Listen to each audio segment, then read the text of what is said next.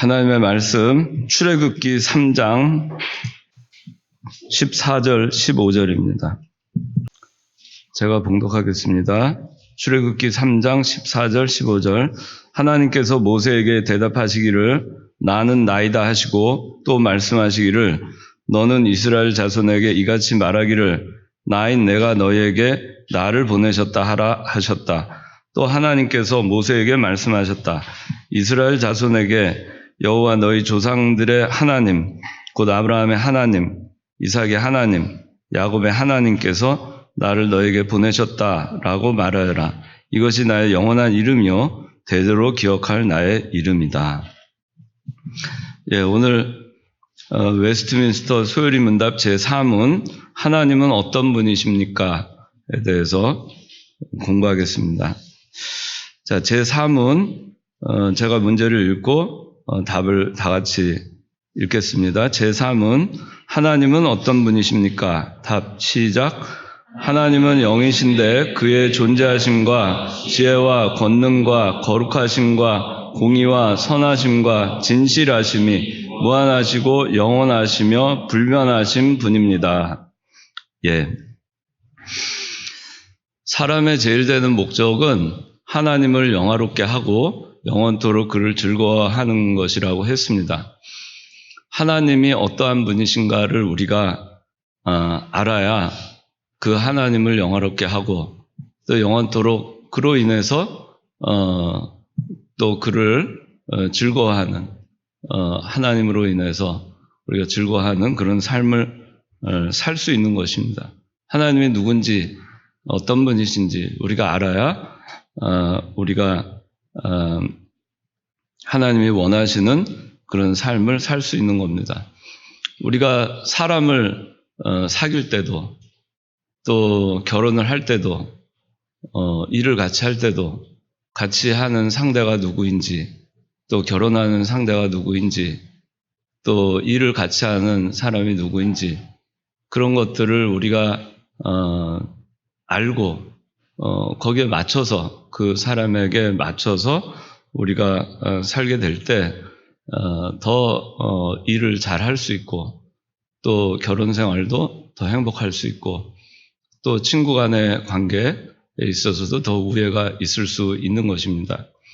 상대를 잘 모르면 어긋나게 되고 그리고 상대를 잘 모르고 우리가 대처를 하게 되면 불편하게 되고 또 분쟁이 있게 되고 내 마음의 평안을 잃게 됩니다. 또 상대도 불편하게 되고 평안을 잃게 됩니다. 하나님은 절대 선이신 분이십니다. 또 하나님은 우리를 창조하신 분입니다. 또 우주 만물을 창조하신 분이십니다. 또 하나님은 전능하신 분이십니다. 능력이 무한하신 분이십니다.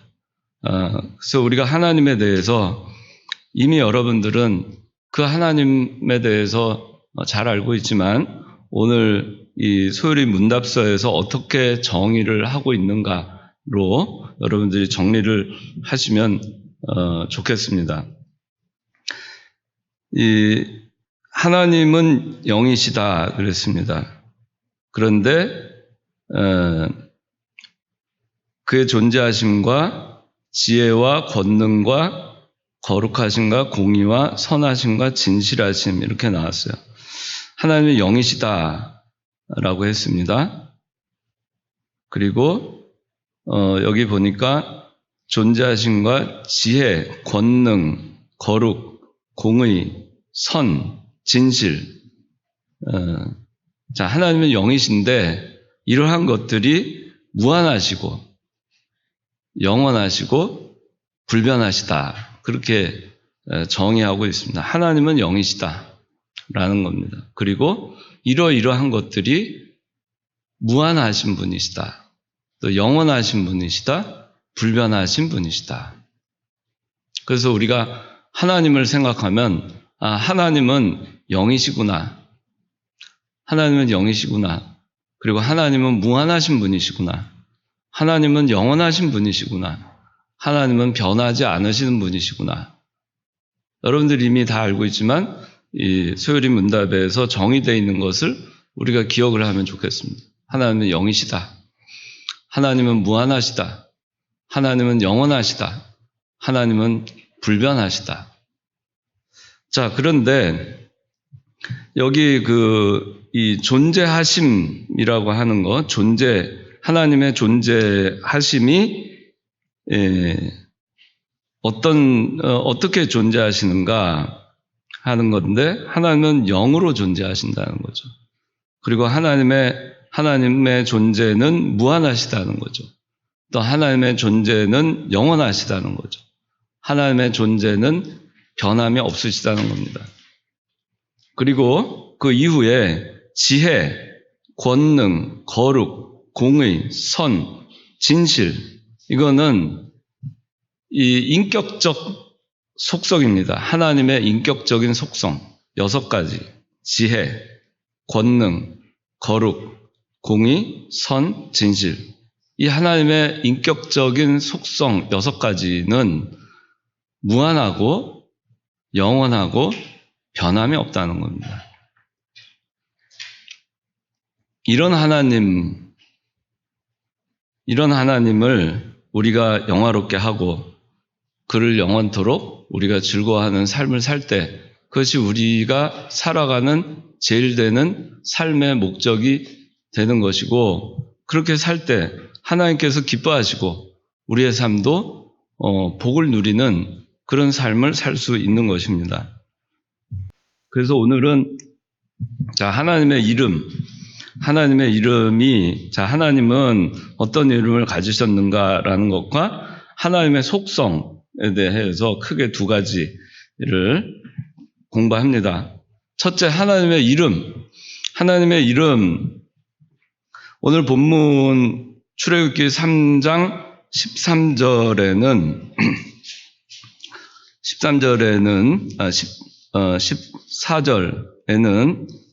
하나님께서 모세에게 대답하시기를 나는 나이다 그랬습니다.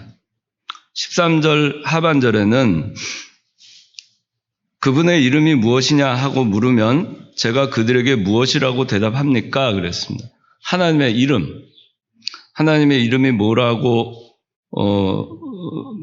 뭐냐, 그렇게 이스라엘 백성들이 모세에게 물어보면 뭐라고 대답합니까? 했더니 하나님께서 대답하시기를 나는 나이다. 내 이름은 나는 나이다. 그리고 이스라엘 자손에게 말하기를 나인 내가 너희에게 나를 보내셨다 하라. 그렇게 말씀하십니다. 나는 나이다. 영어로는 I am. 그리고 히브리어로는 여호와. 그게 나는 나이다입니다. 그리고 15절에 이스라엘 자손에게 여호와 너희 조상들의 하나님, 곧 아브라함의 하나님, 이삭의 하나님, 야곱의 하나님, 여러분들의 하나님, 너의 하나님, 너에게 보내셨다. 이것이 나의 영원한 이름이며 대대로 기억할 나의 이름이다. 하나님의 이름은 하나님, 그리고 여호와. 그렇습니다. 그래서 여기에 지금 하나님의 이름이 첫째는 엘로힘, 두 번째는 여호와 이렇게 나옵니다. 구약 성경은 히브리어로 기록이 되어 있고 신약 성경은 헬라어로 기록되어 있습니다. 그리스어로 기록이 되어 있습니다. 그런데 이 구약 성경은 히브리어로 기록이 되면서 여기에 있는 그 엘로힘이라고 하는 거, 또 엘로힘, 이거는 히브리어입니다. 그 다음에 여호와, 이것도 히브리어입니다. 그래서 구약 성서에 하나님으로 나와 있는 이 하나님으로 우리가 여기 번역이 되어 있는 것은 대부분이 엘 또는 엘로힘입니다. 히브리어로는. 그리고 여기 성경에 여호와라고 되어 있는 것은 히브리어의 원어의 여호와 이렇게 되어 있는 겁니다. 그래서 하나님의 이름이 구약 성서에는 엘로힘 그리고 여호와 이렇게 나옵니다. 신약 성서에는 헬라어로 작성이 되어 있습니다. 그 헬라어에는 이 하나님을 데오스라고 그렇게 신약성서에는 기록이 되어 있습니다. 데오스. 그게 이 히브리어 엘 또는 엘로힘하고 같은 말입니다. 그게 신약성서는 히브리어로 기록이 안 되어 있죠. 원래 헬라어로 기록이 처음부터 됐습니다. 그래서 그 신약성서는 예수님 이후 기록된 거기 때문에 당시에 헬레니즘 시대에 기록이 된 겁니다. 그래서 헬라어로 그 기록이 돼 있고 그 헬라어 신약성서에는 하나님이 데우스라고 기록이 되어 있습니다. 그리고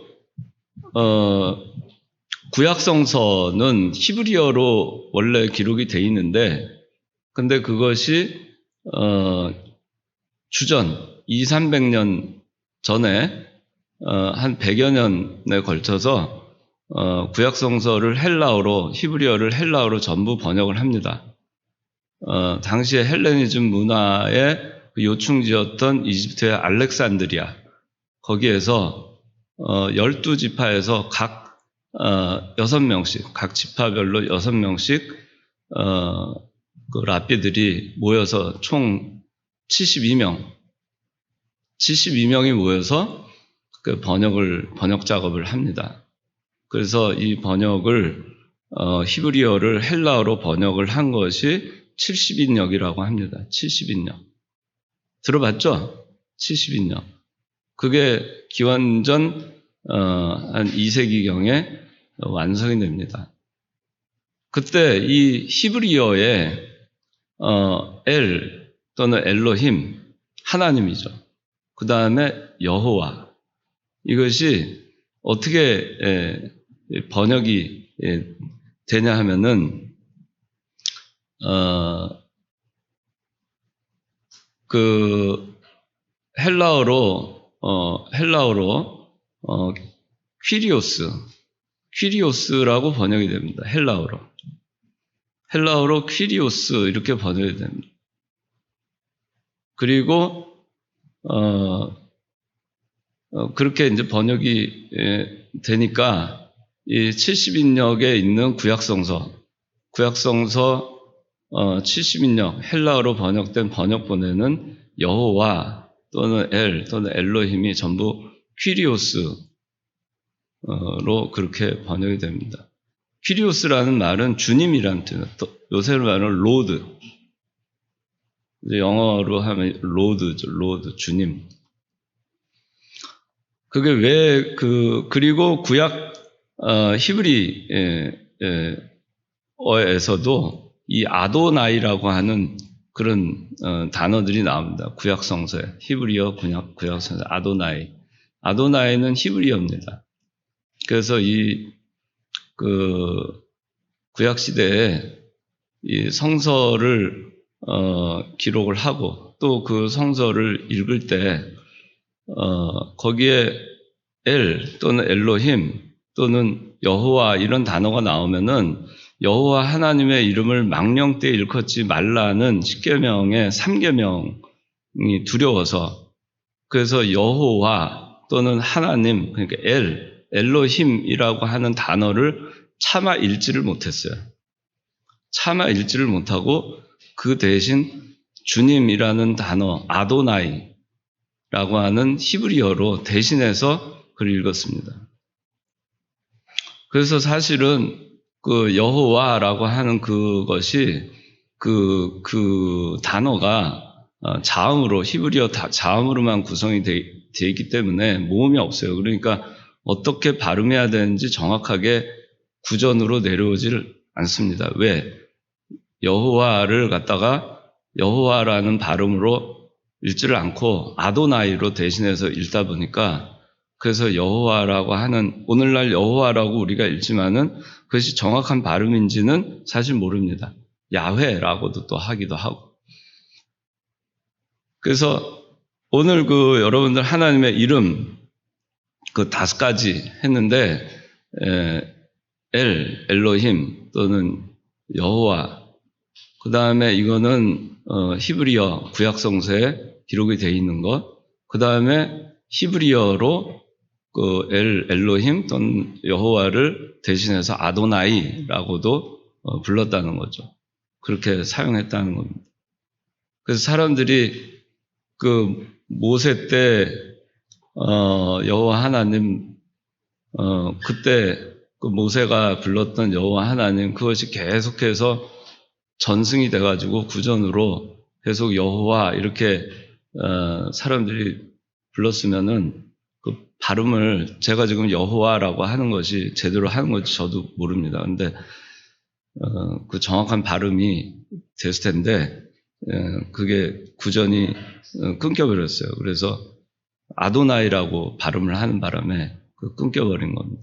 그리고 그 엘이나 엘로힘, 여호와 그거를 그 70인역에서 번역을 할 때는 뭐라고 했다고요? 그걸 헬라어로 퀴리오스라고 번역을 했고 그 다음에 신약성서에서 하나님을 뭐라고 했다고요? 데우스. 그래서 그 여러분들 세타라고 하는 표시 하나님 할 때 이렇게 해가지고 수학에서 세타 그거 하잖아요. 그게 데우스의 앞자입니다. 네, 그래서 세타 이렇게 이거 뭐라고 하죠? 하여튼 이렇게 해서 이렇게 수학에 나오는 거 그런 거 그걸로 이렇게 하나님을 쓰잖아요. 그게 신약성서 헬라어에 나오는 데우스입니다. 데우스. 자, 여기 엘로힘, 엘 또는 엘로힘 그랬는데 엘은 단수고 엘로힘은 복수입니다. 그래서 하나님은 성부, 성자, 성령 하나님이십니다. 삼위일체 하나님. 그래서 엘은 단수로 쓰이는 거고 하나님, 엘로힘이라고 하는 거는 엘의 복수입니다. 그래서 이 얘기는 삼위일체, 트리니티, 하나님을 얘기하는 겁니다. 삼위일체 하나님. 그리고 엘이나 엘로힘의 그 엘의 의미는 강하고 권능이 있다. 경외의 대상이다 라는 의미입니다. 전능하신 하나님, Almighty.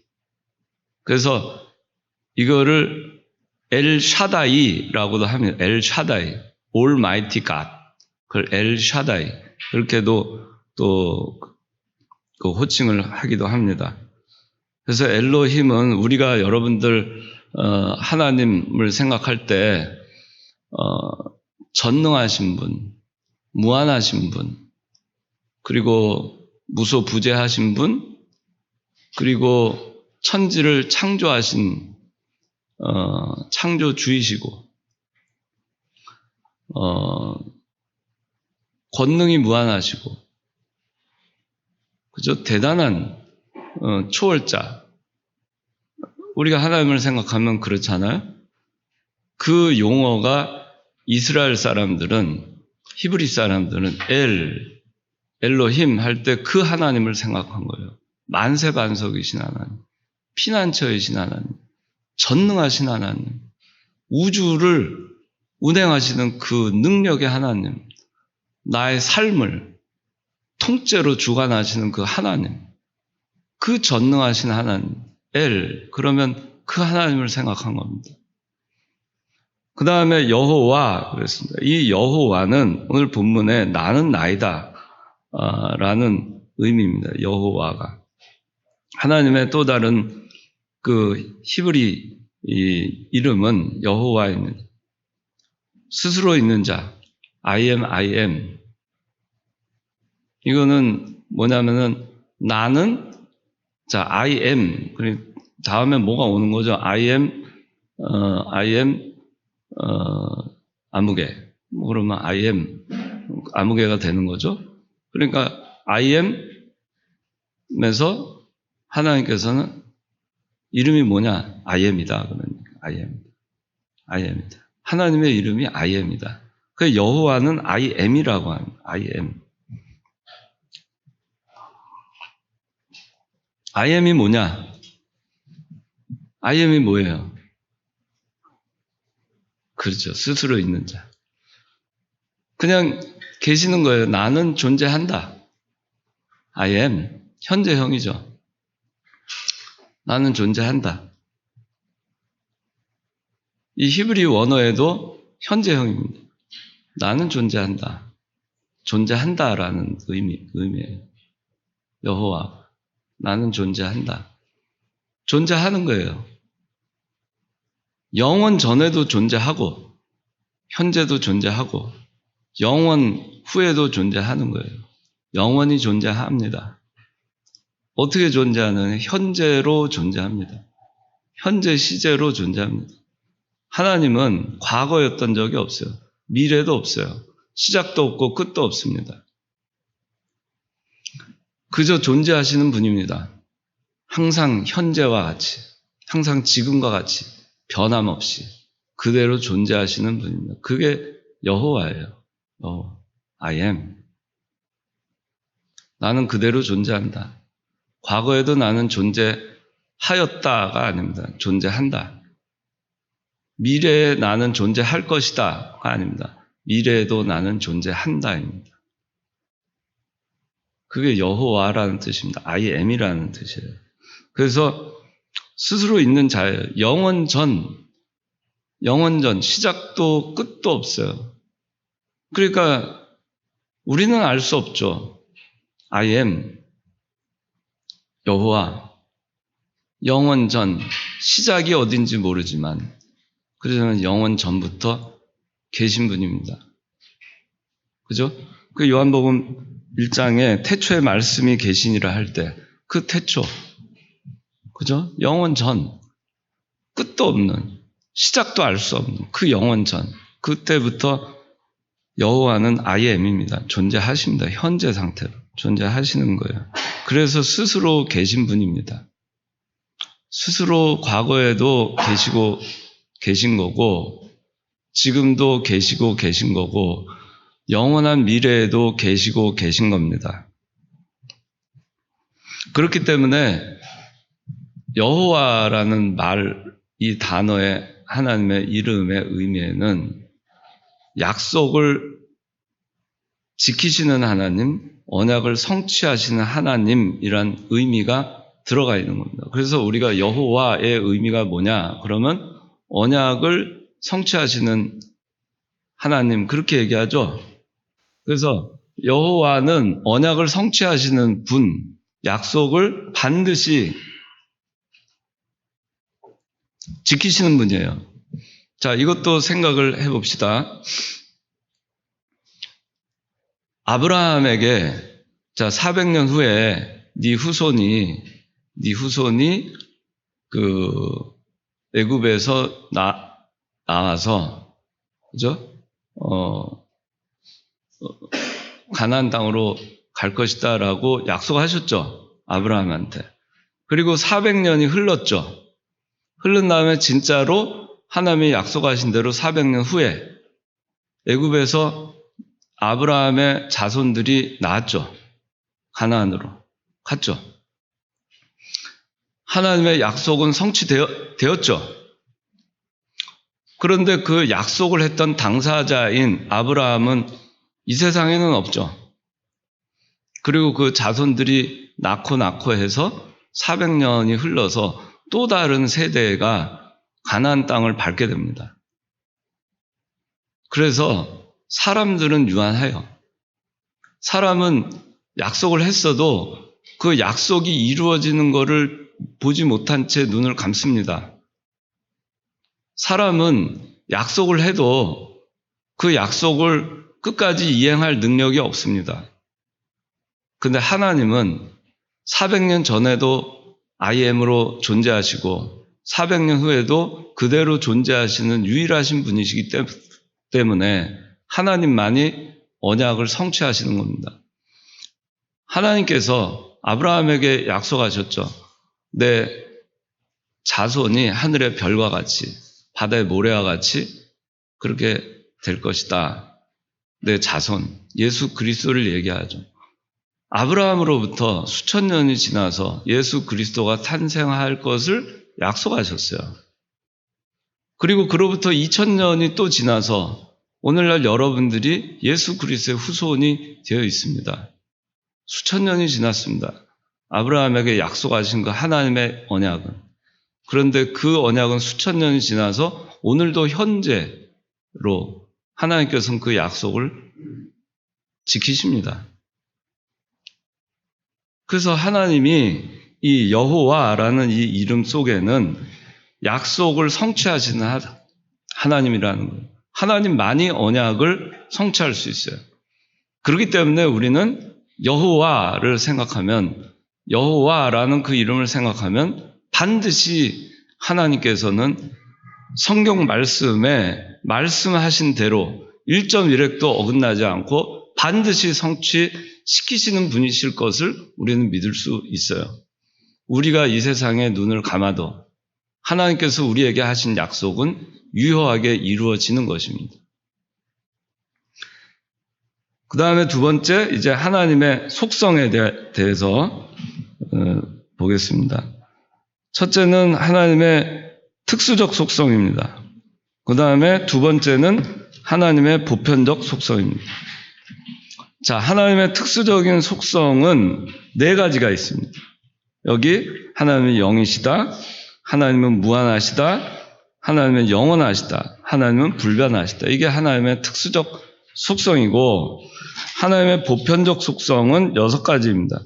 지혜, 권능, 거룩, 공의, 선, 진실. 그런데 특수적 속성과 보편적 속성의 차이는 뭐냐면은, 특수적 속성은 하나님의 존재가 어떤 방법으로 나타나느냐라는 것이고, 보편적 속성은 하나님의 그 인격적, 도덕적 속성을 얘기하는 겁니다. 하나님이란 그 존재가 갖고 있는 인격적, 도덕적 속성, 그것이 보편적 속성이고, 특수적 속성은 하나님의 존재의 방법이 하나님의 특수적 속성이에요. 그래서 하나님의 특수적 속성이든 보편적 속성이든 여기서 다 우리 인간에게는 어느 정도 있습니다. 그런데 하나님만이 완전하게 소유하고 계시는 속성입니다. 특수적 속성, 보편적 속성, 다 하나님은 완전하게 소유하고 계시지만 인간은 유한하게 어느 정도만 갖고 있다는 겁니다. 특수적인 속성도 어느 정도만 갖고 있고, 인간은 또 보편적인 속성도 어느 정도만 갖고 있는 거예요. 그래서 이거는 벌콥 조직신학에서는 하나님의 비공유적 속성, 공유적 속성 이렇게 두 가지로 나뉩니다. 특수적 속성을 비공유적 속성, 그 다음에 하나님의 공유적 속성, 그거는 보편적 속성, 오늘 나와 있는 그 인격적인 속성하고 같이 이렇게 두 가지 카테고리로 나눕니다. 우리는 특수적 속성, 보편적 속성 이렇게 나누고, 벌콥 조직신학에는 비공유적 속성, 공유적 속성 이렇게 두 가지로 나눕니다. 근데 왜 그때 그 벌콥 조직신학의 비공유적 속성이라고 한 거는 뭐냐면은 비공유적 속성, 영이시다, 무한하시다, 영원하시다, 불변하시다 이 네 가지의 그 속성은 인간은 공유하고 있지 않은 속성이다라고 분류를 한 거예요. 인간에게는 없다. 그 다음에 공유적인 속성은 하나님도 갖고 계시지만 인간도 공유하고 있는 속성이 이런 인격적, 도덕적 속성 6가지가 있다. 그렇게 구분을 한 겁니다. 그런데 이제 이것을 이병규 목사님이 비공유적 속성은 아니다. 우리 인간에게도 어느 정도는 있다. 인간에게 없는 것이 아니다라고 그렇게 정리를 하시고, 그리고 대신 특수적 속성과 보편적 속성으로 그렇게 구분을 하신 겁니다. 하나님은 영이시죠. 근데 우리도 영적 존재가 있잖아요. 그 다음에 우리가 중생한 영혼은 범죄치 않고, 또 죽지 않고 자라나고 그것은 영원하잖아요. 그죠? 우리가 중생한 영혼은 중생한 이후 영원히 살잖아요. 그 다음에 우리의 육신, 예수님께서 재림하시면, 그죠? 우리의 육신도 신령한 몸으로 부활해서 영원히 살죠. 그죠? 그래서 우리에게도 이 영원성이 또 있는 거예요. 하나님같이 완전하진 않죠. 그러나 우리에게도 어느 정도는 있는 겁니다. 또 무한하냐? 우리 인간이 지금은 유한하죠. 살아있는 동안. 그러나 우리가 부활체가 됐을 때, 나중에 신령한 몸으로 부활해서는 우리는 가고 싶은데 어느 정도 갈 수 있죠. 시간과 공간을 초월할 수 있죠. 예수님께서 부활체로 부활하신 다음에 예수님의 부활체는 시공을 초월했죠. 그렇기 때문에 우리도 부활의 첫 열매이신 예수 그리스도와 마찬가지로 둘째 열매, 셋째 열매, 넷째 열매도 동일하게 부활할 것이기 때문에 고린도전서 15장에 나와 있듯이 그렇기 때문에 우리도 신령한 부활체로 거듭날 것이기 때문에 그 신령한 부활체는 어느 정도의 무한성을 가지고 있는 겁니다. 시공을 초월하는 그런 능력을 갖게 되는 것입니다. 그 다음에 불변한다. 자, 우리 중생한 영혼이 한 번 중생한 다음에 죄를 졌다가 또 중생한 영혼이 죽었다가 살았다가 또 자라났다가 줄어들었다가 그렇게 되지 않죠. 한 번 중생한 영혼은 범죄치 않습니다. 변하지 않아요. 죽지 않습니다. 변하지 않잖아요. 죽냐 사냐의 문제에 있어서 변하지 않죠. 그죠? 자라나는 문제에 있어서는 변함이 있죠. 자라나는 면에서. 그렇지만 죄를 짓느냐 안 짓느냐 변함이 없죠. 죄 안 짓죠. 졌다 안 졌다 하는 게 아니잖아요. 중생한 영혼이 죽느냐 죽지 않는다.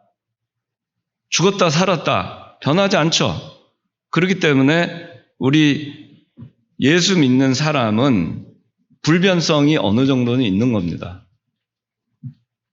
그래서 우리 인간에게도 믿지 않는 그 하나님을 믿지 않는 인간에게도 인격적이고 도덕적인 하나님의 그 속성은 공유적으로 가지고 있죠. 그렇지만 그 사람들은 믿지 않는 불택자들은 이 비공유적 속성이라고 뻘컵이 얘기하는 건 불택자들에 대해서 얘기하는 거예요. 그러나 우리 택함을 받은 자들에게는 그건 비공유적 속성이 아닙니다. 우리는 여전히 공유하고 있는 속성이에요. 그래서 이거를 우리 믿는 사람들에게 있어서 특수적인 속성이고 그리고 나머지 인격적, 도덕적 속성은 보편적 속성으로 그렇게 나누는 것입니다. 자, 하나님은 영이시다. 자, 하나님은 영이시니 예배하는 자가 신령과 진정으로 예배할지니라 그랬어요. 그러므로 영적 존재만이 하나님을 알고 볼 수 있습니다. 신령과 진정으로. 여기 신령은 아까 목사님도 말씀하셨는데 성령을 얘기하는 거예요. 그래서 성령 안에서 진정으로 말씀 안에서 예배하는 거예요. 진리 안에서. 성령과 진리 안에서 예배하는 겁니다. 이 성령과 진리 안에서 예배할 수 있는 것은 살아있는 영만이 가능한 것입니다. 그리고 영은 형체가 없죠. 하나님의 형체도 없고 냄새도 없고 물질의 제한을 받지 않습니다. 성경에 영이신 하나님이 신체를 가지신 것으로 표현이 되는데 이거는 신과 인간의 동형이다. 신과 인이 동형이다. 그래서 신인 동형론적 표현이라고 얘기합니다. 신학적으로.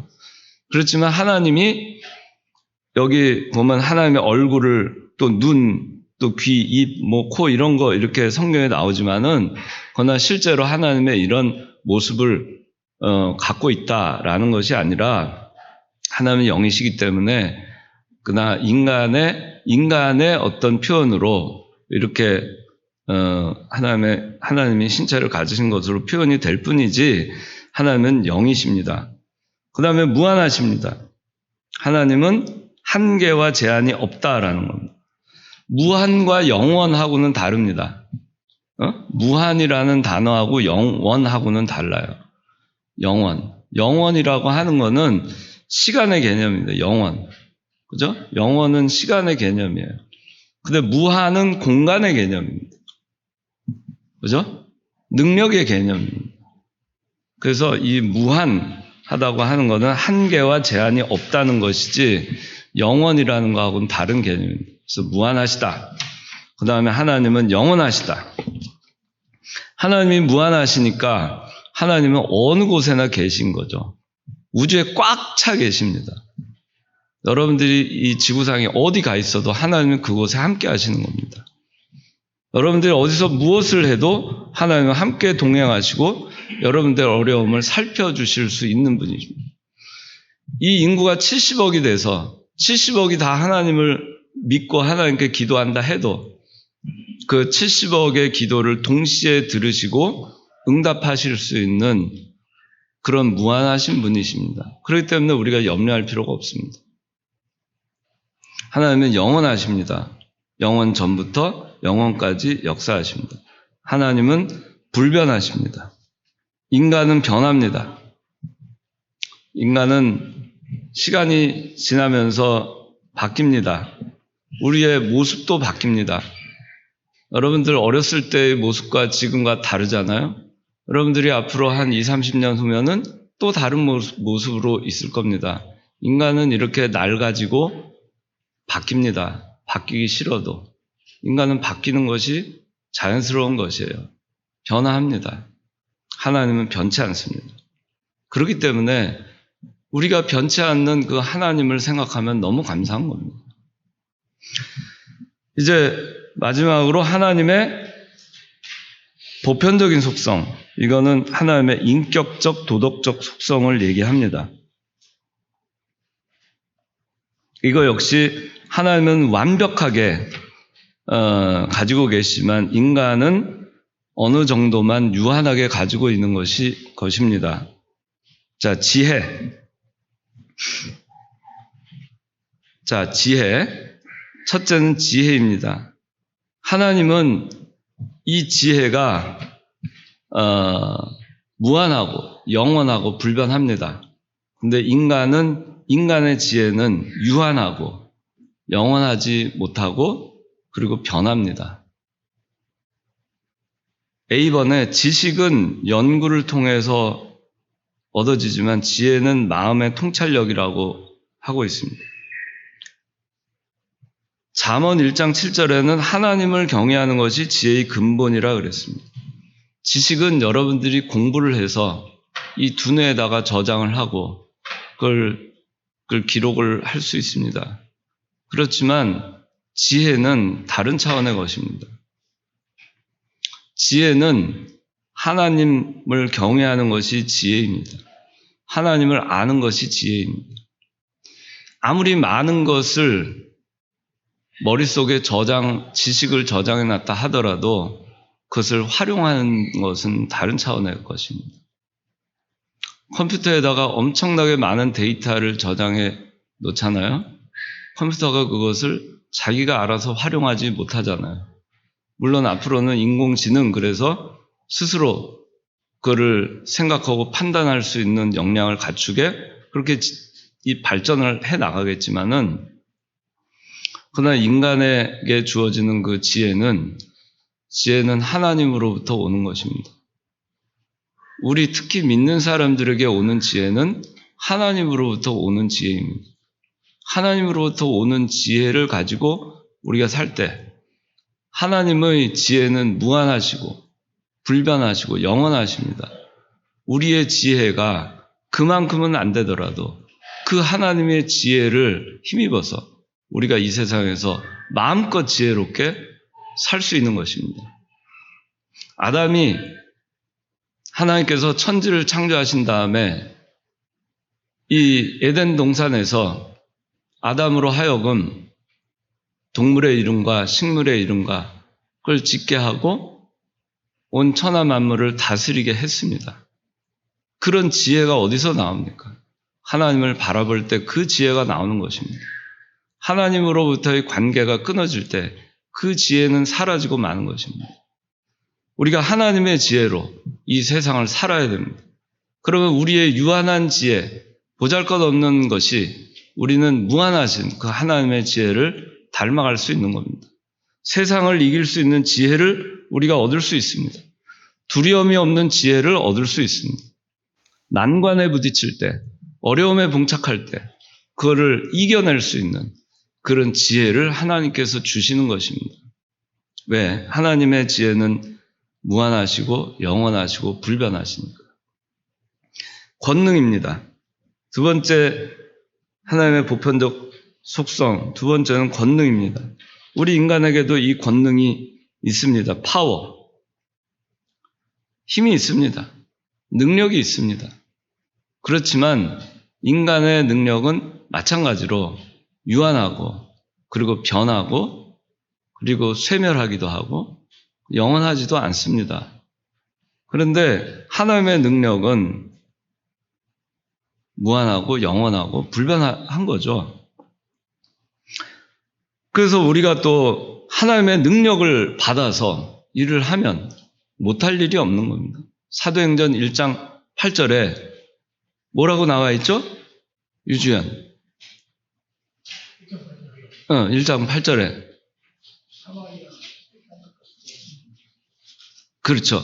오직 성령이 너희에게 임하시면 너희가 능력을 받고 권능을 받고 그죠? 예루살렘과 유대와 사마리아와 땅끝까지 이르러 내 증인이 되리라. 오직 성령이 너희에게 임하시면 너희가 권능을 받는 거예요. 하나님으로부터 우리가 능력을 얻어서 땅끝까지 이르러 증인된 역할을 할 수 있는 겁니다. 우리가 하는 것이 아닙니다. 우리의 능력은 유한합니다. 하나님의 능력을 빌려서 하는 것입니다. 우리가 마라톤을 2시간대를 깨지 못했잖아요. 2시간 4분, 2시간 5분 아마 그러면 세계 1등일 겁니다. 42.195km를 가는 자동차를 타면은 42km 가는데 30분이면 가잖아요. 그죠? 우리가 비행기를 타면 이 10,000km가 떨어져 있는 태평양 바다 위를 10시간이면 건너갈 수 있어요. 산도 넘고 바다도 건너고 강도 건널 수 있어요. 그런 무한함을, 그 능력을 비행기와 다른 것을 통해서 우리가 얻을 수 있잖아요.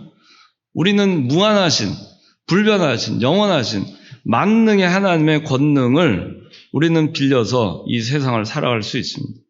엘리야는 우리와 성정이 같은 사람이지만 그가 기도할 때 3년 6개월 동안 비가 오지 않았고 그가 기도할 때 다시 비가 왔어요. 왜? 하나님의 능력을 빌어서 그것이 가능한 것입니다. 빌립보서 4장 13절에는 내게 능력 주시는 자 안에서 내가 모든 것을 할 수 있다 그랬습니다. 하나님이 능력을 주시면 하나님의 권능으로 모든 것을 할 수 있습니다. 신명기 8장 18절에는 하나님께서 우리에게 재물 얻을 능도 하나님이 주시는 것이라 했습니다. 하나님이 주시면 모든 것을 할 수 있는 것입니다.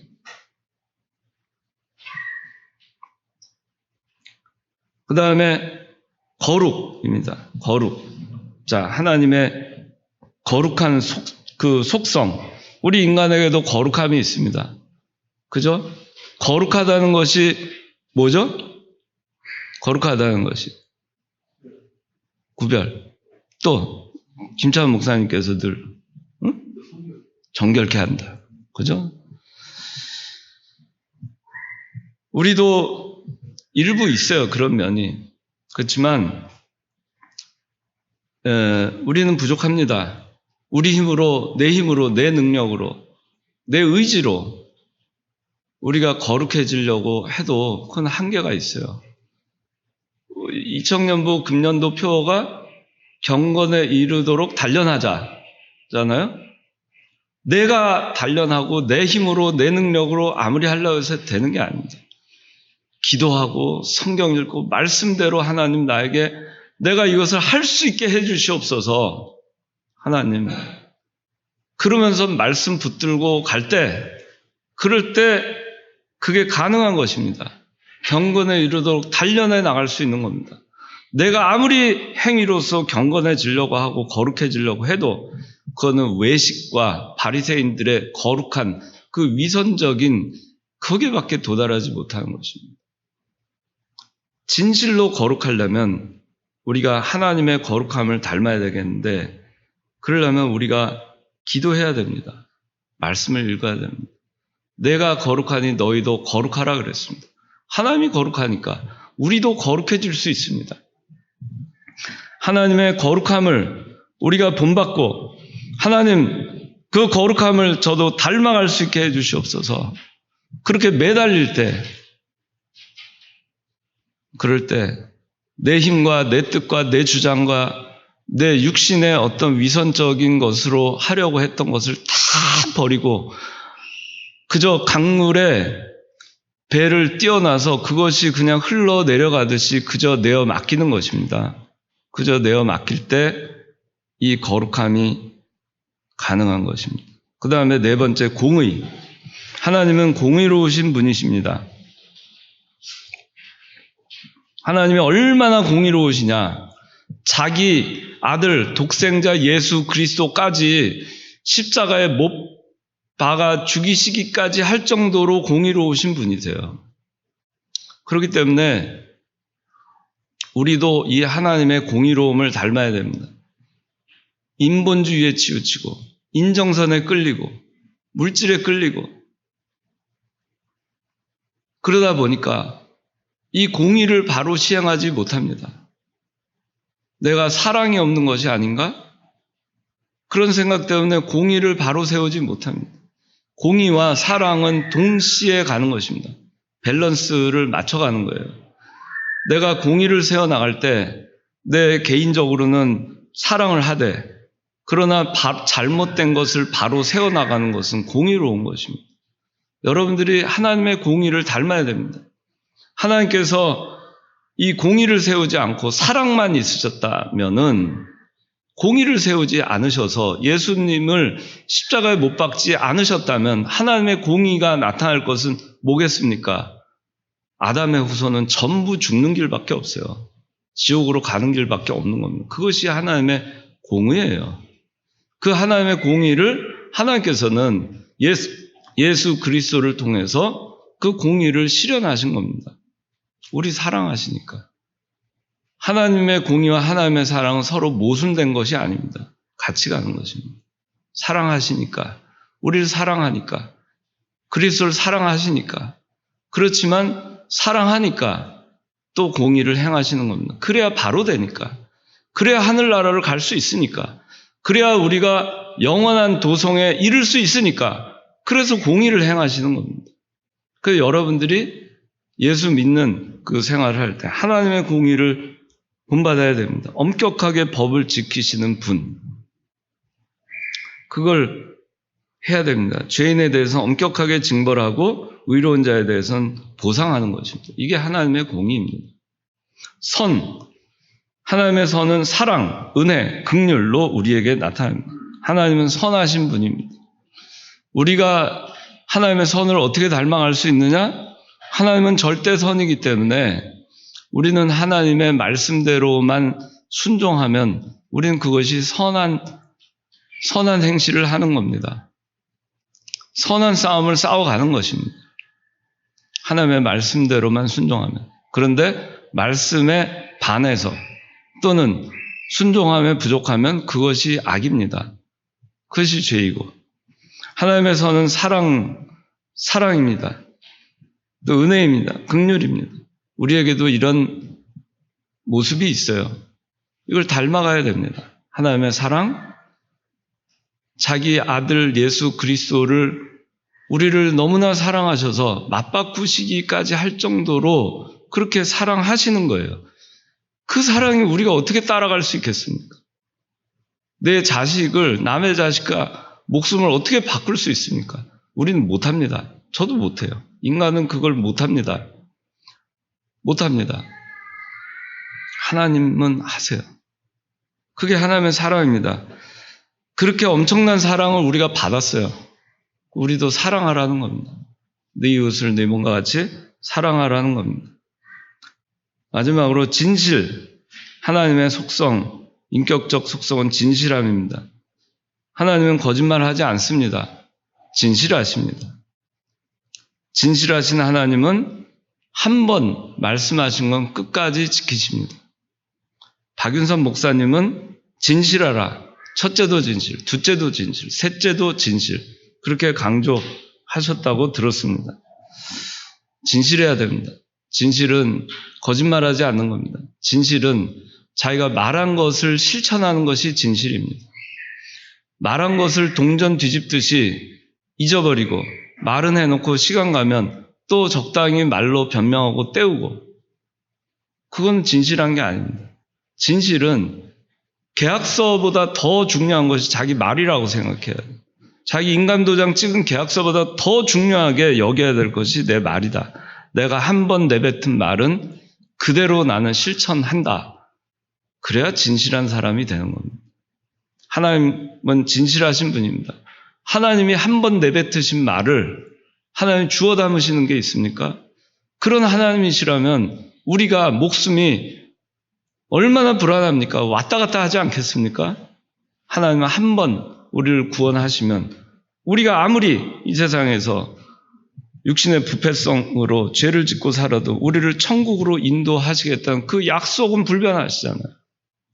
그대로 가시잖아요. 우리 인간은 바뀌잖아요. 얼마나 많이 바뀝니까? 그런데 하나님은 바뀌지 않습니다. 그 하나님의 속성을 우리도 갖고 있습니다. 닮아가야 되겠습니다.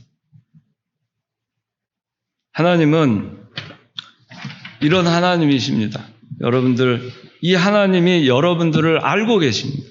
여러분들을 알고 여러분들을 인정하시고, 그리고 우리가 그 하나님의 자녀입니다. 이 하나님을 하나님이라 우리가 부를 수 있어요. 얼마나 감사합니까? 자, 오늘 여기까지 하겠습니다. 예, 혹시 뭐 질문 있으면 해주시면 되겠습니다.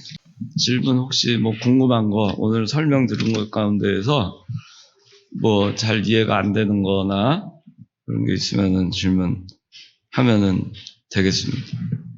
그 다음에 선화 혹시 있어요? 예, 그래서 지금 이제 얘기한 대로 이제 방법적 그 존재 방법, 또 존재의 그 인격성, 도덕성 이렇게 구분을 해도 되는데, 이제 이병규 목사님께서 이거를 특수적 속성, 그 다음에 보편적 속성 이렇게 명칭을 달아주셨어요. 그래서 물론 이제 이 존재 방법적인 부분에 있어서 특히 이제 이 영이시다 하는 이 부분에 있어서는 우리 인간은 하나님은 이 물질적인 존재는 전혀 갖지 않으시잖아요. 근데 인간은 육신을 갖고 있기 때문에 이 영적인 부분에 있어서만큼은 어떻게 보면 우리 인간이 영적 존재도 있기 때문에 일부는 있지만, 그러나 이거는 완전히 하나님과 구별이 돼 있는 거기 때문에 이 다른 부분에 있어서는 뭐 그렇게 얘기할 수 있는데, 영이시다 하는 부분에 있어서는 인간과는 완전히 차이가 나는, 그죠? 우리는 부활체로 해서 신령한 몸으로 갖고 이런 건 있지만, 그렇지만 하나님은 그렇지 않으시기 때문에, 그래서 그거를 이병규 목사님께서 특수하다 이렇게 나누신 걸로 알고 있습니다. 네. 네. 아주 참, 그 부부는 사실 저도 잘 모르겠어요. 우리가 하늘나라 가면 사실 여기 그 인격적인 속성 있잖아요. 지혜, 권능, 거룩, 그 다음에 공의, 선, 진실, 이거가 우리가 이 세상에서 만들어지는, 자라나는 면이잖아요. 예, 자라나는 면. 우리 신앙 교육 자라나고, 구원을 이루어 간다. 중생한 영이 자라난다. 이런 측면이거든요. 그 중생한 영혼이 자라나면 자기가 더 공의로워지고, 더 선해지고, 더 진실해지고, 하나님을 더 닮아가는 상태에서 천국을 가는데, 그건 천국에서는 이제 그만큼 자라난 만큼 상을 받고, 그 다음에 기업을 받을 텐데, 그러면 그 상태에서, 그러면, 머무는 거냐, 그거는 잘 모르겠어요. 예. 예.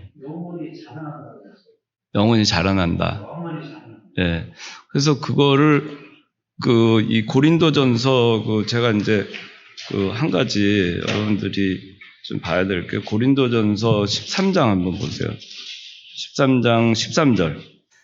13절에 이렇게 말씀하고 계십니다. 그러므로 믿음, 소망, 사랑, 이 세 가지는 항상 있을 것인데, 이 가운데 제일 큰 것은 사랑이다. 그랬잖아요. 믿음, 소망, 사랑, 이거가 항상 있다는 거는, 우리가 천국에 가서도 믿음, 소망, 사랑이 있는 거잖아요. 우리가 이 세상에 있는 동안에만 믿음과 소망이 있고, 그 다음에 천국 가면 이건 이제 다 우리가 더 이 세상에서 믿고 소망을 갖고 천국을 소망하고 갔는데, 거기서 뭘 또 소망할 거냐, 이런 생각을 가질 수 있는데, 하늘나라에서는 사랑만 남는 거 아니냐. 근데 믿음, 소망도 다 남는다. 그 얘기는 뭐냐면 계속 소망하고 자라나야 될 과제가 여전히 있는 거겠죠. 그러니까 고린도 전서 14장 13절에 믿음도 계속 천국에 가서도 계속 믿고, 그 다음에 소망해야 되잖아요. 하나님을 닮아 나가야 되죠. 천국 가서도.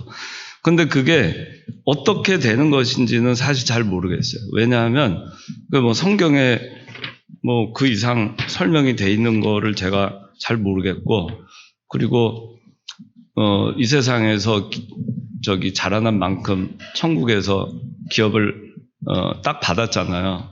받았는데 거기서 그러면은 또 거기서 소망하면서 자라난 만큼 기업을 더 확장해 나가느냐, 천국에서도. 그거를 잘 모르겠어요. 솔직히. 예, 그거에 대해서는 아마 답변하실 수 있는 분이 없을 거라고 저는 생각을 합니다. 예. 그래서 지금 우리가 여기 성경에 나와 있는 믿음, 소망, 사랑이 항상 있을 것이다.